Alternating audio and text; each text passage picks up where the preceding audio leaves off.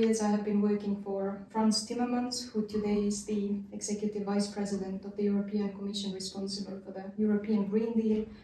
And I joined him already in his previous capacity when he was the first Vice President of the European Commission, responsible among other things also for sustainable development. So back then also, in addition to the, let's say, green topics, also gender equality and different social sustainability topics were part of, let's say, my portfolio.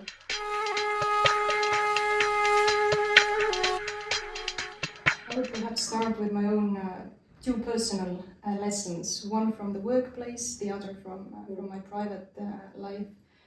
When it comes to workplace, I must say I've learned a very positive lesson that gender equality at workplace is not only a necessity, but it's also possible to have it.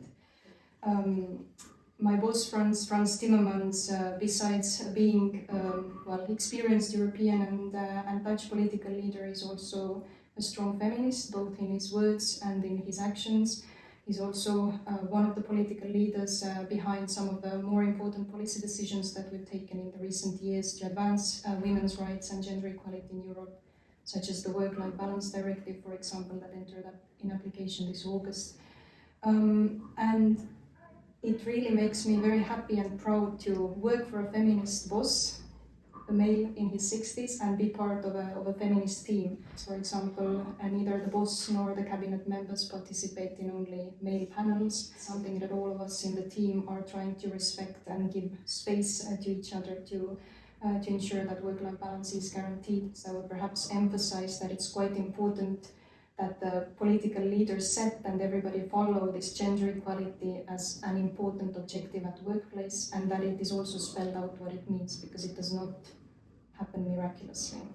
The second lesson then comes a bit more from my private life experience, and I have learned how important the choice of one's partner is in life. So I really feel that a relationship that is embedded in gender equality principles, a relationship where domestic tasks are equally shared, where there is an understanding for each other's, let's say, professional endeavors, it is hugely helpful.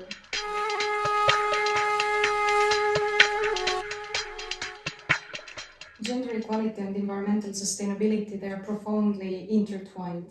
We have plenty of research showing to us, and also the international agreements where it is acknowledged that climate change, biodiversity loss, environmental degradation overall, they do have disproportionately negative impact on women. So these neither environmental degradation overall nor climate change are gender neutral.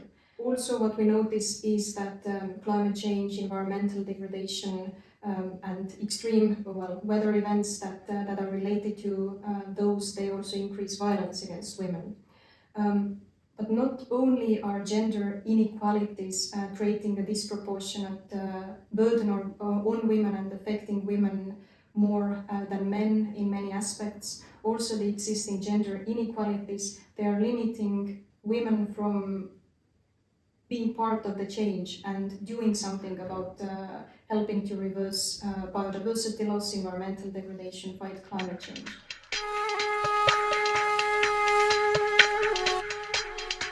We are quite used to seeing amazing women from Christiana Figueres, Mary Robinson, to Jane Goodall, Sylvia Earle, to young women such as Greta Thunberg and Vanessa Nakate, for example. And these are amazing female leaders, but at the same time we have to acknowledge that still they are the minority. This is the truth.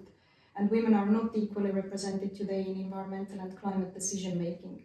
If we look at national parliaments, for example, if we look at national governments, less than 30% of ministerial positions related to climate and environment are occupied by women. So it is quite crucial to fulfill this gap, close this gap, and bring more women to environmental and climate decision making at leadership positions at all levels. Overall, there are plenty of good reasons to have more women in environmental and climate decision making. We know that overall having more gender equality makes societies more stable, economies perform better, but we also know that climate and environmental policies turn out to be better when we have gender equality principles respected and more women in decision making.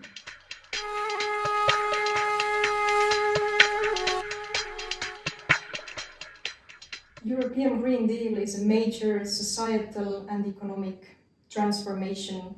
So it's quite fundamental that in order to design this new world, this new economy in a way that it works for everyone and it does not increase or root these in existing gender inequalities, we do have to design the green policies through a gender lens. And when it comes to the European Commission's policy making as a whole, mainstreaming gender equality in policy making is an overarching principle. So it really applies also to the big green and digital transitions. When we also look at, for example, the major climate package that was presented by the Commission and is currently discussed by the co-legislators, the so-called Fit for 55 package, also there gender lens was used, especially for Social Climate Fund. We do acknowledge that due to the fact that 85% of single-parent families are led by women, the carbon pricing, for example, can have a disproportionate effect on women. So when member states develop their national plans, this gender equality has to be embedded in those.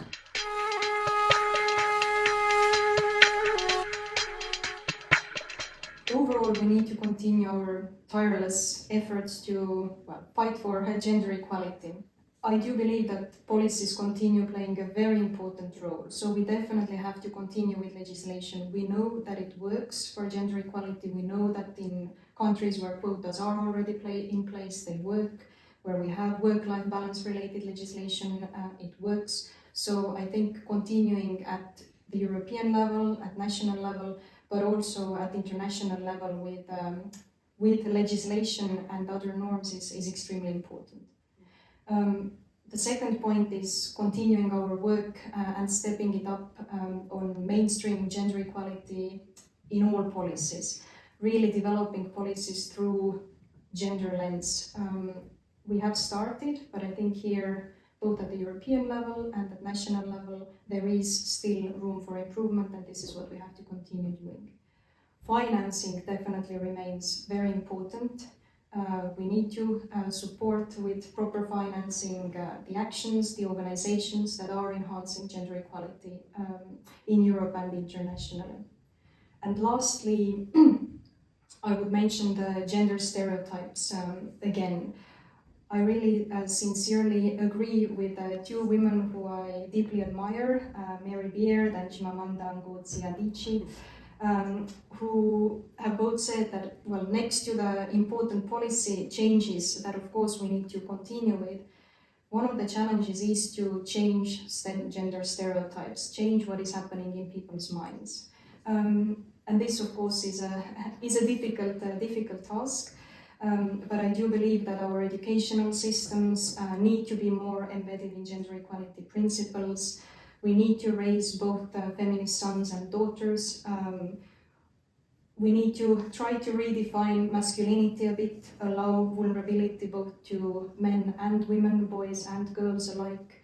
I think we all have to be very vigilant in the coming years, giving our vote rightly to those who do not want to take us back in time and reverse the progress that we've made, but instead continue bringing us forward and advancing gender equality.